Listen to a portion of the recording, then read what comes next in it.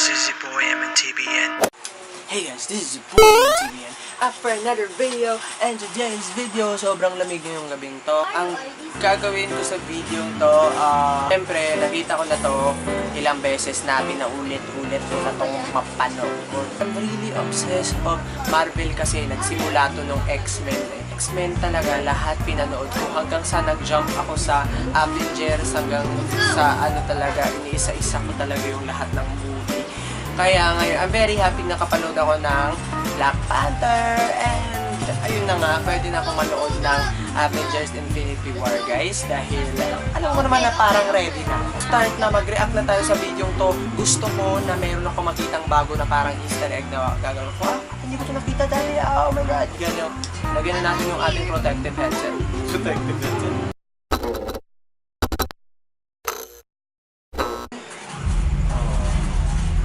Starting. There was an idea Okay, what idea, Iron Man? Show.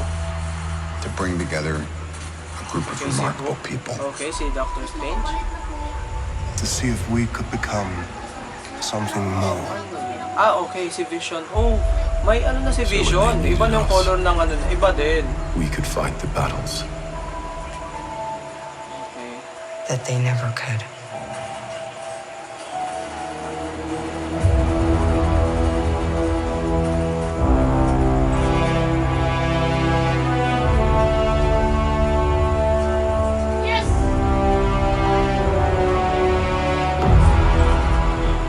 in time. Ito parang grabe, parang nagkakagulo na siguro ng time na to. To feel so desperately that you're right, yet to fail all the same. Iba talaga yung feels, no? Dreaded, So I think sa ano to nangyari. run from it. Destiny still arrives.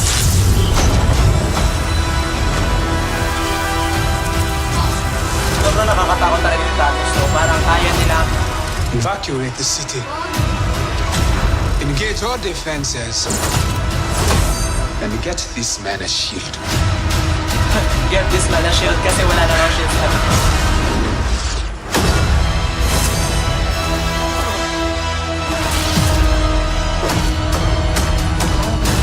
Fun isn't something the one considers when balancing the universe.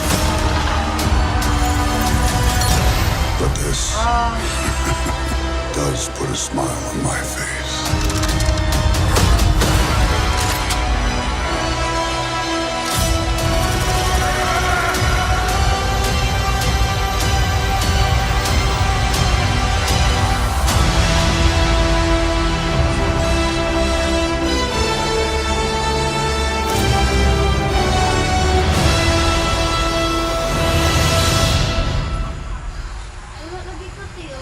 Who the hell are you guys?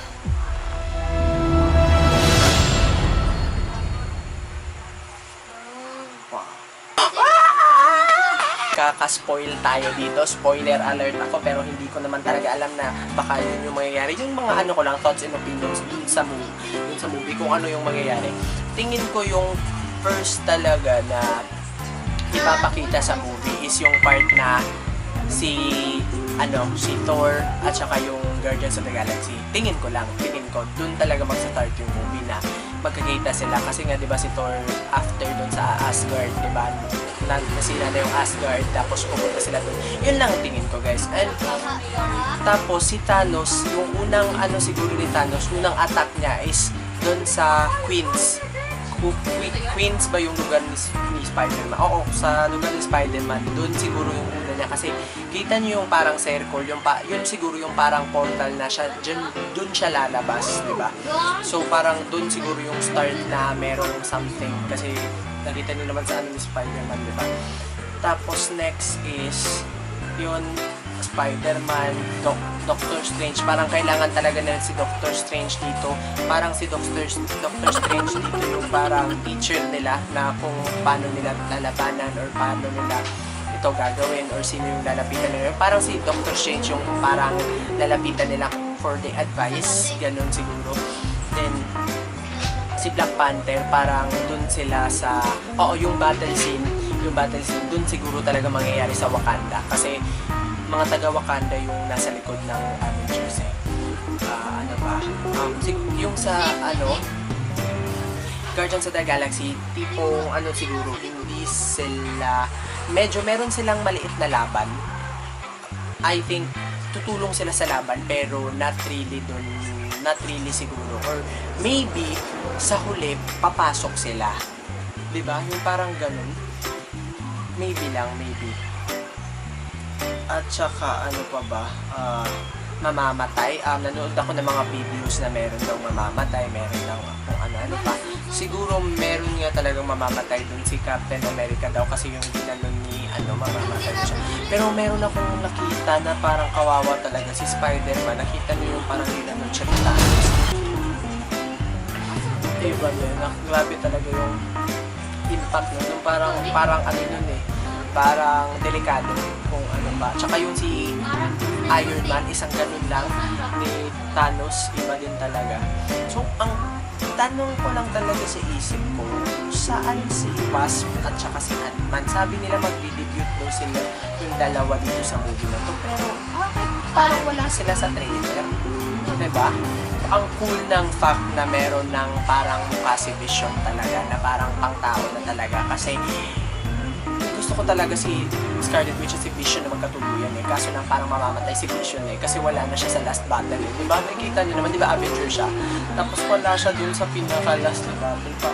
Tsaka si Scarlet Witch din, oo nga, wala talaga siya dun. Matakot na baka mawala sila. Baka last na talaga nito ng mga Avengers. Tapos mag-reincarnate sila kasi yung X-Men nga papasok. Tapos si Wolverine babaguhin niya naman yung past. Tapos aanahin na naman siya ni Kitty Pryde papupuntahan sa past. Tapos babalikin naman tayo. Tapos magbubuhay sila lahat. Yung parang gano'n na to. This is Ziboy MNTBN signing off for this video. If you like this video, click thumbs up. Tweet me at Ziboy MNTBN. And click that notification bell guys kasi na ako mag-upload ngayon, random na ako mag-upload, wala akong mga new videos every weekend, random na to kung kailan ako merong pera at kung kailan ako makakapaload ng nito internet. Ayan, maging masaya tayo lahat. That's it, bye bye.